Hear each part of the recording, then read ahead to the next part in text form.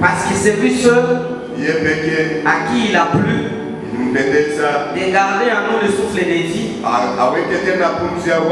nous puissions nous retrouver. Le fait que vous et moi nous sommes ici, ce n'est pas un hasard. C'est la grâce de Dieu. Qu'est-ce que nous lui avons donné? Peut-être il y a ceux-là qui ont marché selon la volonté de Dieu, qui sont partis très tôt. Mais vous et moi, peut-être on a été imparfaits. Et par la grâce du Seigneur, ce matin nous avons encore le souffle de vie. Voilà pourquoi je voulais que nous puissions encore une fois de plus acclamer pour la gloire de Dieu.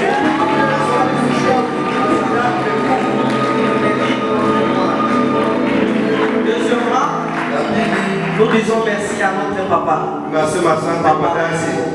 Je suis vraiment très reconnaissant de la confiance que vous avez en moi. La chair, nous ne cesserons pas de le dire.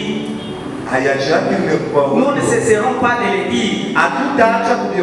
C'est le bureau du pasteur. Il peut commencer du 1er jusqu'au 30. Il enseigne et vous ne pouvez pas dire autrement. Mais néanmoins ici chez nous, nous avons une grâce particulière. Et plus particulièrement pour nous les jeunes, parce que papa nous sait de son bureau. Que Dieu les bénisse énormément. Que Dieu bénisse également les anciens. Parce qu'ils sont autour du pasteur en train de le soutenir. À vous aussi qui êtes venus ce matin. Parce que cette grâce n'a pas été accordée à tout le monde. Que Dieu vous bénisse. Vous n'êtes pas venus avec vos problèmes vers moi. Moi, c'est encore vers le référent. Vous êtes venus vers celui qui a la solution à tout problème. Alors, ce matin, au travers de sa parole, vous sortiez d'ici soulagé. Amen, amen. Amen, amen. Le thème de ce matin, nous l'avons intitulé Athlète, Bigambio, Règle, Sheria et couronne. Athlète, règle, et couronne. Pourquoi nous l'avons intitulé ainsi? L'Esprit de Dieu va nous aider. Et nous allons les découvrir. Sans tarder, nous allons lire la parole de Dieu. Nous sommes dans le livre de 2 Timothée, chapitre 2, le 5e verset. Un bon lecteur peut nous aider. 2 Timothée, chapitre 2, verset 5. Timotheo wa pili sura 2 na haya yake ya 5 mstari wa 5 unasema hivi: kama mtu akishindana katika michezo hapewi taji kama asiposhindana kwa halali. Amen. Amen. Nous lisons en français, on peut se rasseoir. En français, on dit, nous lisons, on n'a jamais vu un athlète remporter le prix sans avoir respecté toutes les règles. Amen. Amen, amen. Amen, amen. Le livre que nous venons de lire a été écrit par Paul. C'est Paul qui écrit à son fils Timothée. Dans ce deuxième livre de Timothée, Paul écrit pour la deuxième fois à Timothée. Il lui a d'abord écrit la première lettre et ensuite il suit avec la deuxième. Dans cette deuxième lettre, qu'est-ce que Paul dit à Timothée? Ici, Paul envoie une lettre à Timothée qui contient les directives qui devaient démontrer à Timothée les dispositions qu'il devait prendre face aux faux enseignements. Autrement dit, Paul envoyait à Timothée les directives qu'il devait maîtriser pour rester fidèle à l'enseignement qu'il avait reçu, pour rester fidèle à la meilleure doctrine. Ce matin aussi, c'est le plus Paul qui s'adresse à Timothée. Mais c'est lui qui envoie son message à l'église 30e Centre-Ville pour que nous puissions vous communiquer les directives à suivre pour aller remporter les prix auprès du Seigneur. Amen, amen. Tous nous savons que lorsque nous venons à Christ, lorsque nous croyons en Jésus, nous nous engageons dans la marche. Et notre objectif, c'est aller hériter le royaume de Dieu. Alors quand j'étais en train de méditer, Paul qui dit au chapitre verset 8, aucun athlète ne peut remporter le prix s'il n'a couru suivant les règles. Amen, amen. Qui est un athlète? Lorsque nous lisons les dictionnaires, il y a plusieurs définitions. Mais nous sommes basés sur une simple définition qui dit que l'athlète, c'est un sportif qui pratique de l'athlétisme. Et l'athlétisme n'est rien d'autre qu'une compétition qui consiste à s'engager dans une course pour gagner un prix. Alors dans cette course-là, dans cette compétition, il y a certaines règles qui sont établies.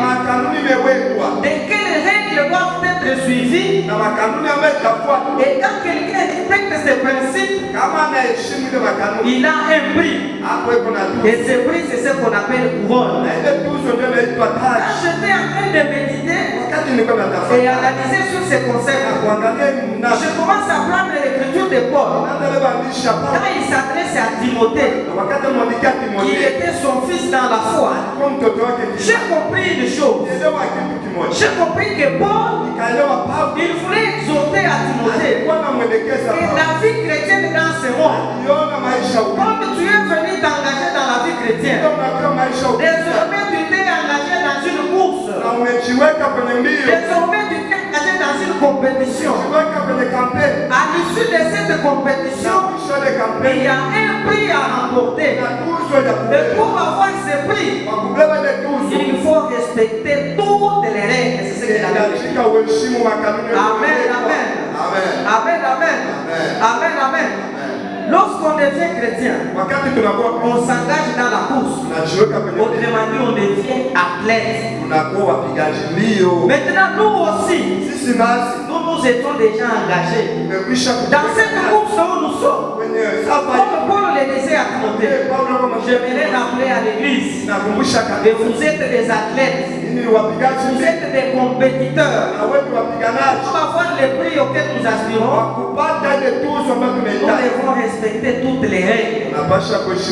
Ce matin, vu le temps qui nous est imparti, on ne peut pas énumérer toutes les règles.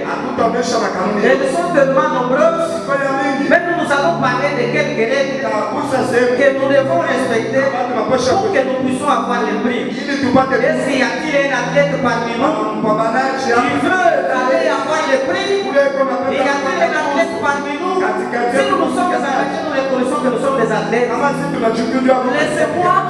Laissez-moi vous communiquer la pensée de Dieu ce matin.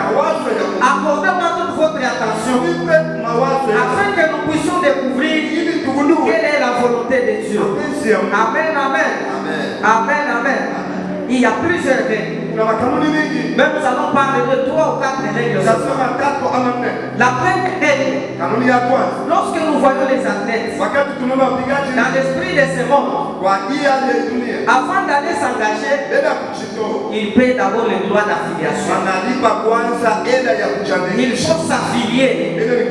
S'affilier, c'est se faire reconnaître que désormais on fait partie de la compétition. Même les équipes de football, quand il y a une compétition, on paye d'abord le droit d'affiliation. Nous aussi, en tant que chrétiens, pour s'engager dans notre compétition, faire les seuls pour avoir un prix, d'abord il nous faut payer le droit d'affiliation. Et le droit d'affiliation, c'est lequel? C'est ce que nous avons intitulé comme la toute première règle. Et c'est le fondement de tout chrétien. C'est donner sa vie à Jésus-Christ. Donc, croire en Jésus comme unique et seul sauveur de sa vie. Lorsque vous croyez en Jésus, désormais, vous vous affiliez, vous vous enrôlez dans la course et automatiquement vous devenez aussi compétiteur. Tant que vous n'avez pas encore donné votre vie à Christ, même si vous venez à l'église, même si vous chantez, vous ne vous êtes pas encore affilié. Alors pour vous qui êtes là ce matin, si vous êtes dans une chorale, si vous êtes dans un département et que vous chantez, oui, ça c'est l'œuvre que vous êtes en train d'accomplir. Vous vous êtes mis dans la compétition sans vous être identifié. Identifiez-vous en donnant votre vie à Jésus. Ça c'est la règle d'or. C'est le premier fondement.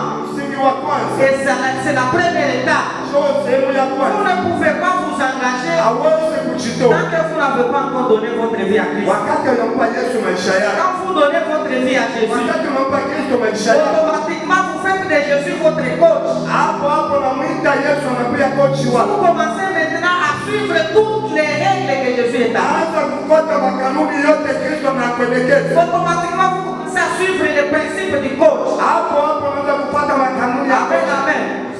Quels sont les principes du coach? Quand on s'engage maintenant dans la compétition, toutes les règles sont contenues dans les commandements de Dieu. Quand vous lisez la Bible, dans l'Ancien Testament, Dieu a appelé Moïse. Il lui a donné les 10 commandements. Ils sont là bien énumérés. Et Christ, quand il est venu, il a tout résumé dans l'amour.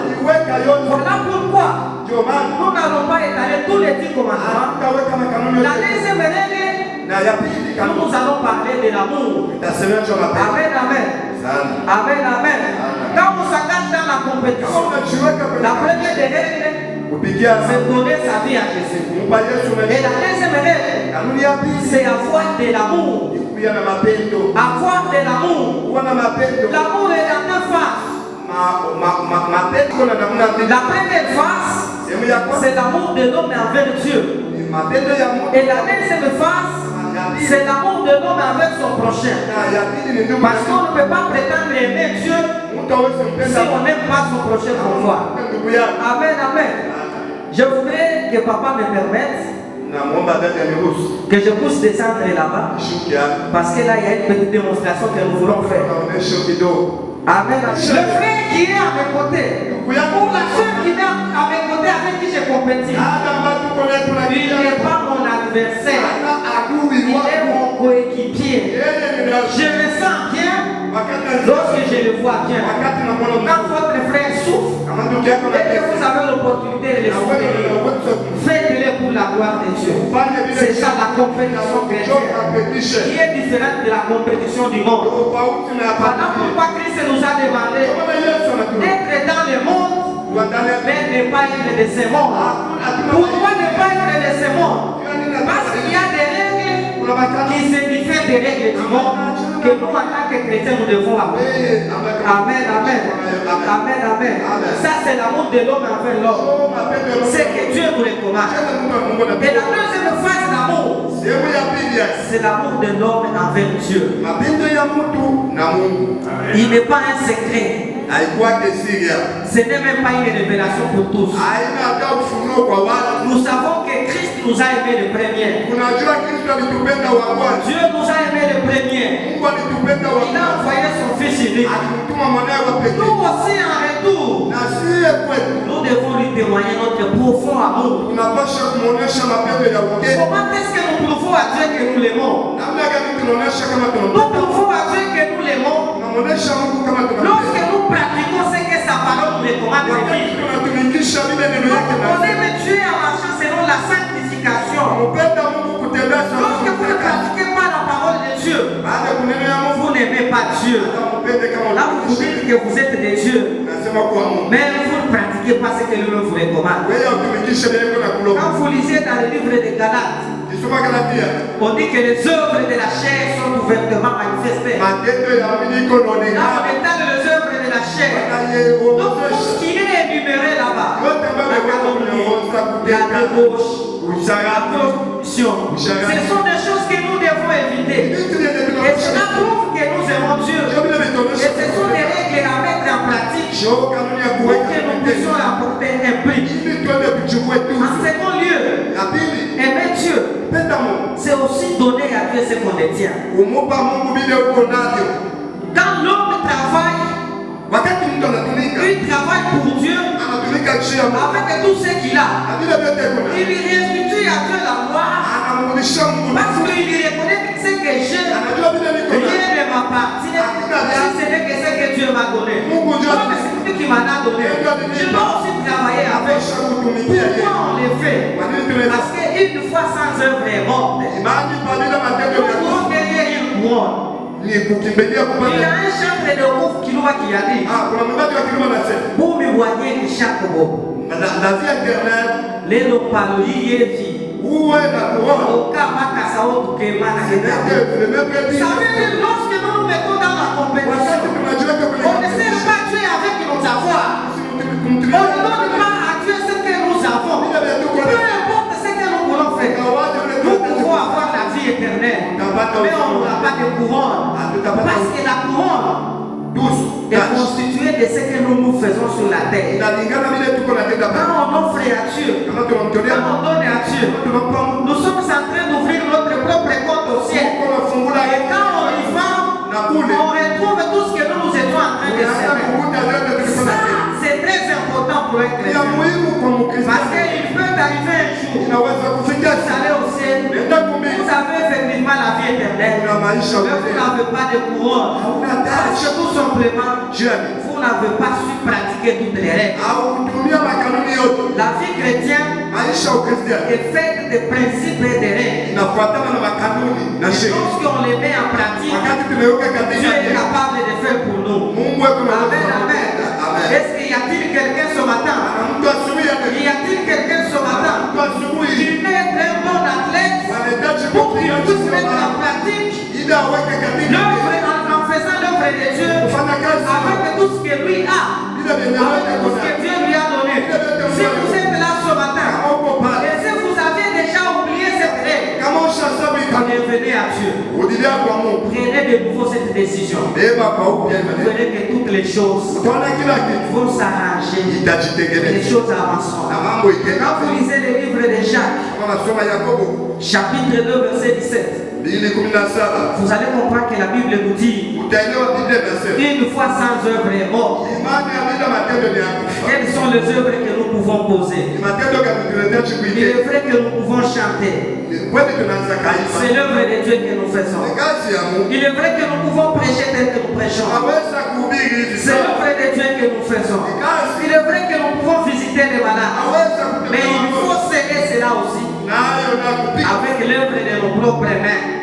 Quand on scelle cela avec l'œuvre de nos propres mains, Dieu là où il est, il se sent honoré. Et en retour, il vient aussi nous honorer. Amen, amen. Ça c'est la deuxième règle.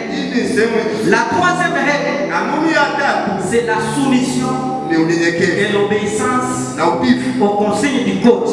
Amen, amen.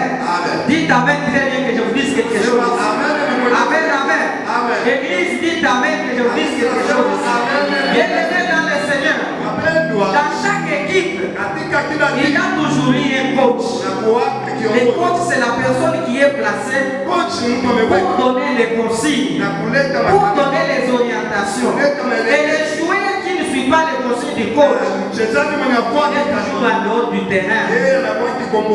Dieu aussi, dans sa divinité, il avait vu qu'il ne pouvait pas plus seul descendre et commencer à donner les orientations à tout un chacun. Pour chaque église du monde, Dieu a établi quelqu'un avec qui, à travers qui il passe, il donne les orientations pour que les gens puissent les suivre. Nous aussi dans notre église, nous avons eu une grâce d'avoir un serviteur de Dieu. Nous appelons notre coach. Qui reçoit les orientations de Dieu et qui nous les communique aussi. Et lorsque nous les mettons en pratique, Dieu va exaucer. Si vous lisez les livres, nous sommes dans les livres de 1 Samuel. Vous allez voir, il s'agit 1 Samuel 3, on peut nous lire rapidement. Verset 6. 1 Samuel 3, 6.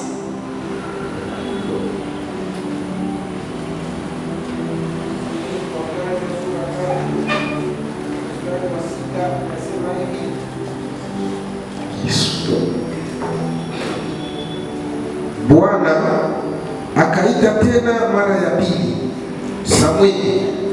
Samueli akaamka akakwenda kwa Eli akasema, mimi ni hapa, kwa maana uliniita. Akajibu, sikukuita mwana wangu, lala tena. Naye Samueli alikuwa hajajua Bwana bado. Amen. Amen. Amen, amen. Amen. Ici, il s'agit d'une histoire que nous connaissons très bien. C'est l'histoire de la paix de Samuel. Samuel est dans la maison de l'Éternel.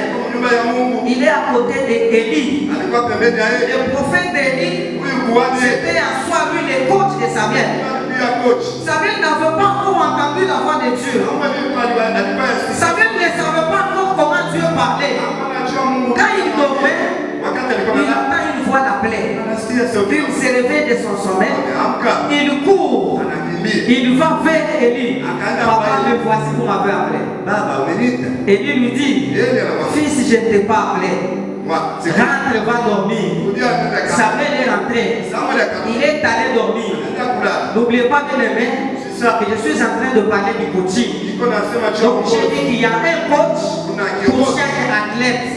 Nous aussi, en tant que chrétiens de cette paroisse, nous avons notre coach. Samuel est en train de dormir. Quand il est en train de dormir, une deuxième fois la voix l'appelle.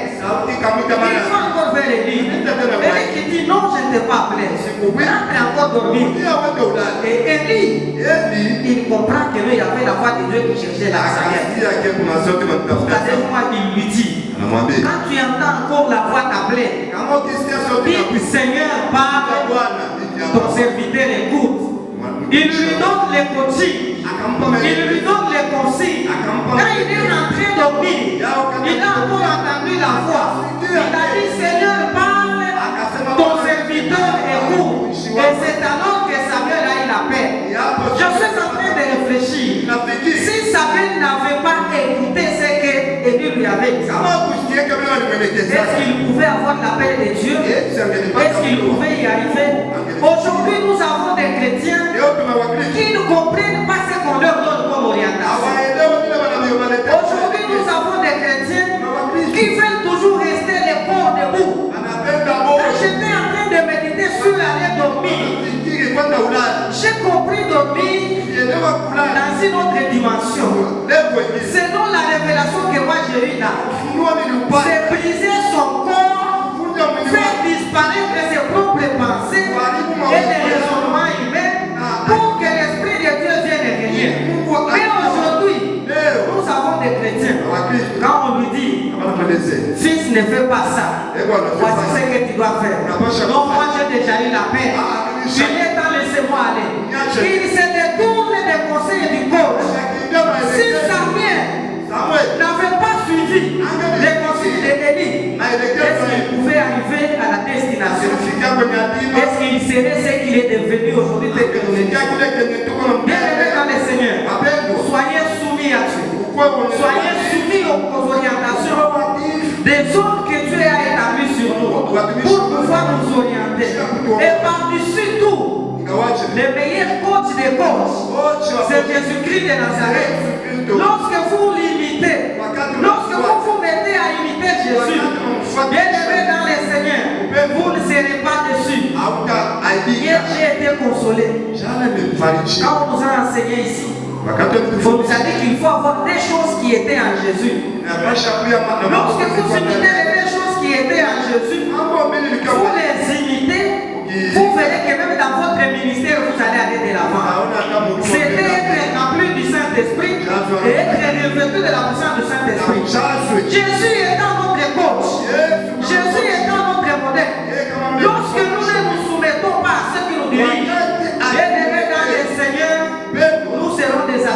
seront pas couronnés. Comme nous parlons de Jésus qui est notre modèle. Quand vous lisez les livres de Philippiens chapitre 2, vous allez comprendre la Bible témoigne de Jésus.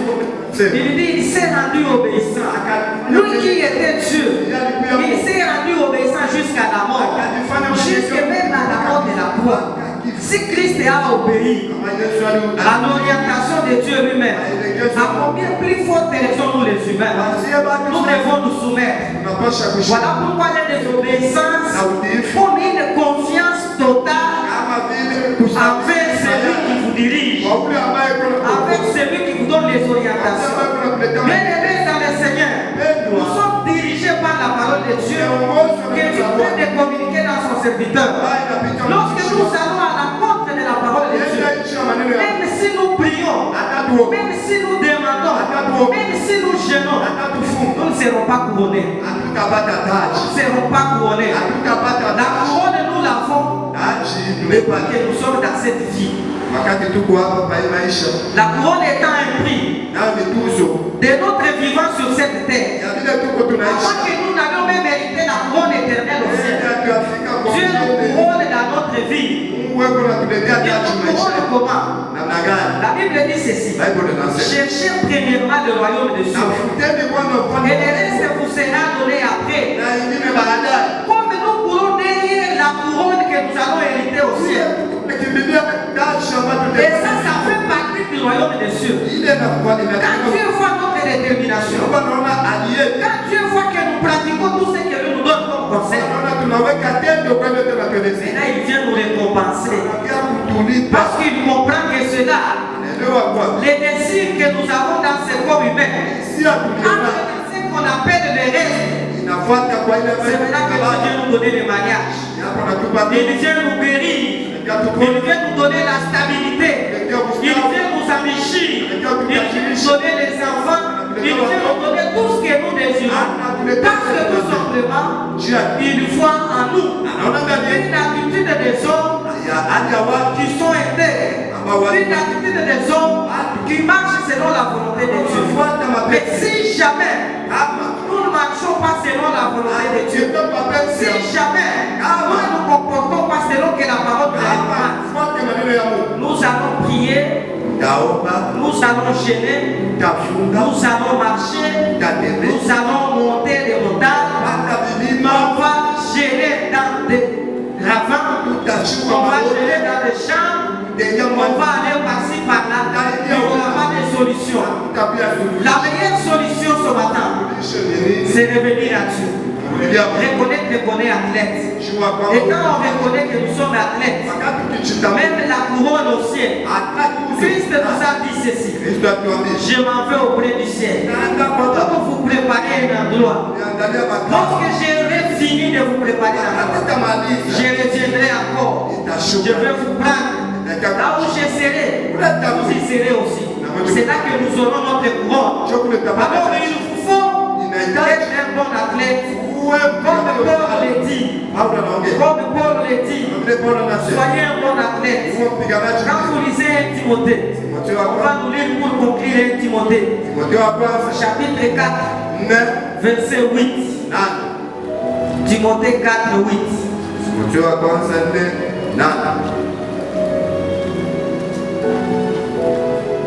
Timotheo wa kwanza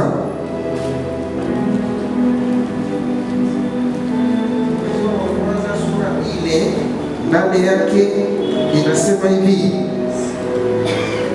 kwa sababu kuzomelea unapata nguvu ya mwili ni faida ndogo, lakini utawa unafaa kwa maneno yote, maana una ahadi ya uzima wa sasa na wa ule utakaokuja. Amen. Tusome dans 2 Timothée 4, 8 nayo rapidement, on va conclure.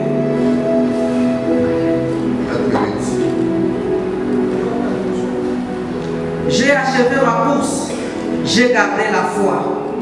Le prix de la victoire, c'est-à-dire une justice éternelle, est déjà préparé pour moi. Le Seigneur le juste juge me les remettra au jour du jugement, et pas seulement à moi, mais à tous ceux qui avec amour attendent sa venue. Amen. Nyuma ya haya imewekewa taji ya haki ambayo Bwana hukumu wa haki atanipa siku ile, wala si mimi tu, lakini watu wote pia wameupenda kuonekana kwake. Amina. Amen, amen. Nous avons dit que dans notre compétition chrétienne, il nous faut d'abord donner la vie à Christ.